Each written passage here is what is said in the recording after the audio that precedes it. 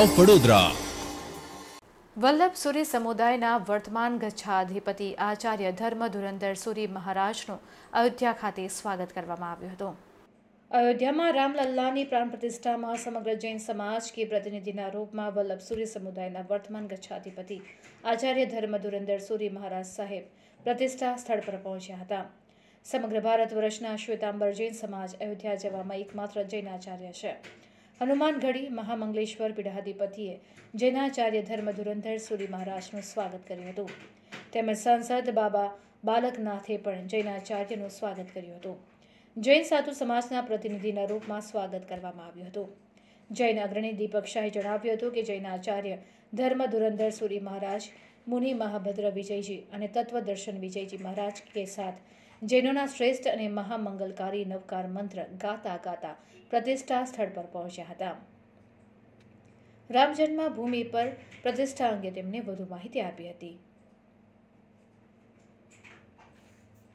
Kilometre की पदयात्रा हस्तिनापुर से करके यहाँ पहुँचे 650 किलोमीटर 10 दिन में। बहुत अच्छा लगा, यहाँ आकर के भी अच्छा लगा। ये राजवाजी अपने यहाँ के प्रमुख। मेरा नाम धर्म धुरंधर है, मैं जैन समाज का प्रतिनिधि हूँ। ठीक है, जैन समाज के 4 रूप हैं, दिगंबर, श्वेतांबर, स्थानकवासी, तेरापंथी, मगर जैन के नाम पर मेरे पीछे और जिनेंद्र परमात्मा के द्वारा प्ररूपित सिद्धांतों को मानने के कारण से हम सब एक हैं। और आज एक प्रकार से श्वेतांबर, दिगंबर, स्थानकवासी और तेरापंथी चारों संप्रदायों ने मुझको यहाँ पर भेजा। इस बात की मुझको खुशी है, यह मैं अपना भी सौभाग्य मानता हूँ और इसके अतिरिक्त मैं भगवान श्री राम जी की कृपा भी मानता हूँ। ऐसे अवसर पर आना यह मेरा सौभाग्य है और मैं जैन समाज की ओर से सभी के सभी विश्ववासियों को खूब शुभकामनाएं अर्पित करता हूँ और कहना चाहता हूँ कि इस प्रतिष्ठा को अपनी आत्मा में राम जी की प्रतिष्ठा के साथ साथ धर्म और धर्म मर्यादा की प्रतिष्ठा भी और उस रूप से यदि हम सिद्ध कर पाए तो सचमुच में प्रतिष्ठा के महोत्सव पर आना और प्रतिष्ठा में जुड़ना सार्थक हो जाएगा।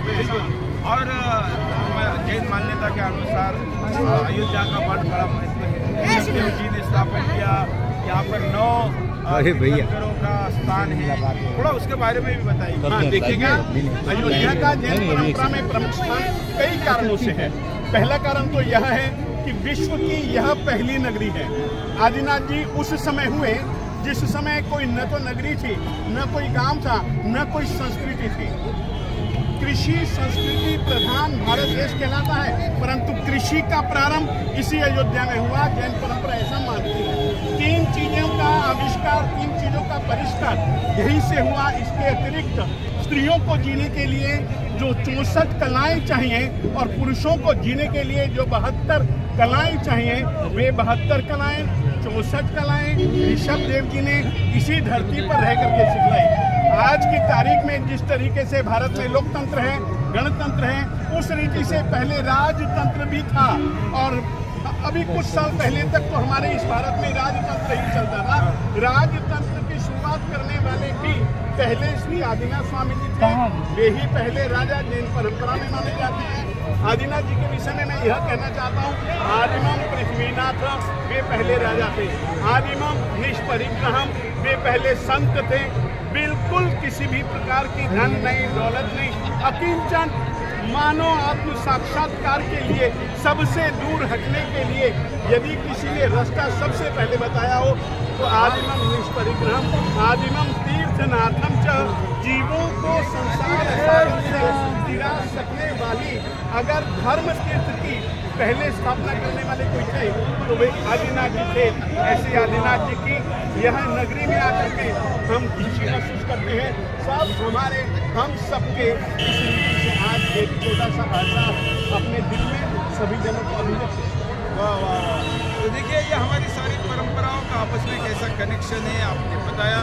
महाराज जी आपने बहुत अच्छा मार्गदर्शन किया, और कुछ बताना चाहेंगे? मैं यह जरूर कहना चाहूँगा, विशेष करके कल के लिए कहना चाहूँगा। देखिएगा जैन परंपरा में राम जी का एक अपने आप में अलौकिक स्थान है।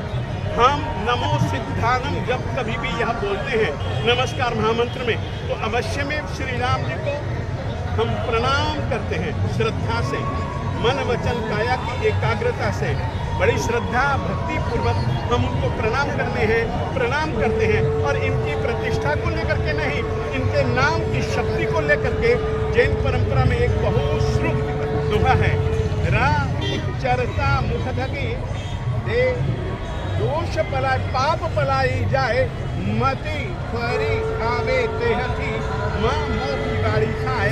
जब कभी भी हम राम शब्द बोलते हैं तो राम शब्द का उच्चारण करते तो मुंह खुलता है, पाप पलाई जाए, ये मुंह के रास्ते से पाप बाहर चले जाए, मति फरी खावे तेहती, ये पाप वापिस मेरे मन में ना आ जाए, वापिस मेरी आत्मा में बुद्धि में, वापिस मेरे रोम रोम में ना आ जाए। इसीलिए माँ मोह की गाड़ी खाए, माँ बोला जाता है ताकि दरवाजा बंद हो जाए उन लोगों के लिए, भाग न जाओ भैया, ऐसे पाप भागो मत। हमारे श्री राम जी जिसको कि हम जैन परंपरा बड़ी श्रद्धा से सिद्ध स्वरूप में मानती है और अनंत सिद्धात्माओं में से ये भी एक सिद्धात्मा है। आज हम उनको प्रणाम करते हैं और उनकी प्रतिष्ठा में आने का सौभाग्य मैं जैन समाज की ओर से बहुत खुशी जताता हूँ।